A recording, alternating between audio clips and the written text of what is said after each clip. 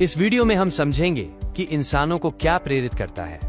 हम प्रेरणा की उड़ान, मैस्लो का आवश्यकता पदानुक्रम के बारे में जानेंगे। सिद्धांत के जनक अब्राहम मैस्लो हैं।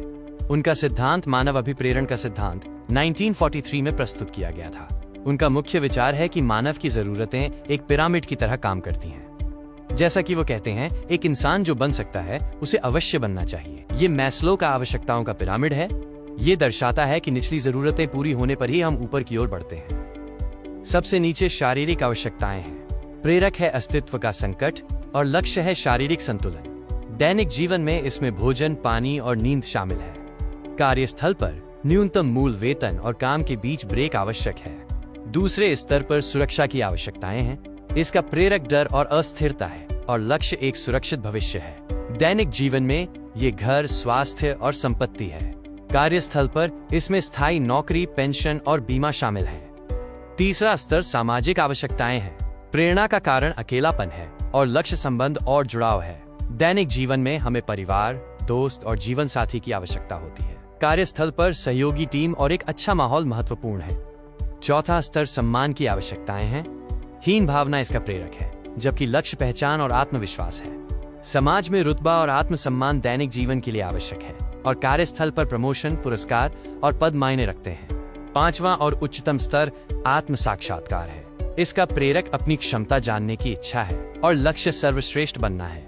दैनिक जीवन में रचनात्मकता, नैतिकता और कला शामिल हैं। कार्यस्थल पर निर्णय लेने की आजादी और अर्थपूर्ण काम महत्वपूर्ण है। एक मूल नियम है, हम सीढ़ियां क्यों नहीं कूद सकते? क्योंकि निचली जरूरतें जैसे शारीरिक और सुरक्षा हमेशा उच्च जरूरतों पर हावी होती हैं। जब पेट खाली हो तो दिमाग कला के बारे में नहीं सोचता। मैस्लो ने आवश्यकताओं को 2 श्रेणियों में बांटा है। अभाव आवश्यकताएं जो स्तर 1 से 4 हैं और वृद्धि आवश्यकताएं जो स्तर 5 हैं। अभाव आवश्यकताओं को पूरा करने पर प्रेरणा कम हो जाती है, जबकि वृद्धि आवश्यकताओं को पूरा करने पर प्रेरणा बढ़ती है। ये प्रेरणा का ग्राफ है। अभाव आवश्यकताओं में प्यास बुझने पर पानी की इच्छा खत्म हो जाती है, लेकिन वृद्धि आवश्यकताओं में नया सीखने पर और जानने की भूख बढ़ती है। शिक्षा और कार्यस्थल में मैस्लो का अनुप्रयोग देखें। शिक्षा में एक डरा हुआ या भूखा बच्चा क्लास में ध्यान नहीं दे सकता, इसलिए पहले मिड डे मील और सुरक्षित माहौल दें। कार्यस्थल में केवल बोनस देकर कर्मचारी को हमेशा प्रेरित नहीं किया जा सकता। उन्हें सम्मान और निर्णय लेने की आजादी भी दें। ये कोई वीडियो गेम नहीं है जहां एक लेवल पार करने के बाद ही अगला खुले। मैस्लो का सिद्धांत हमें सिखाता है कि मनुष्य केवल जीवित रहने के लिए नहीं बना है। हम अभाव से उठकर वृद्धि की ओर बढ़ने वाले जीव हैं। हमें पहले आधार को मजबूत करना चाहिए, फिर आकाश की ओर देखना चाहिए।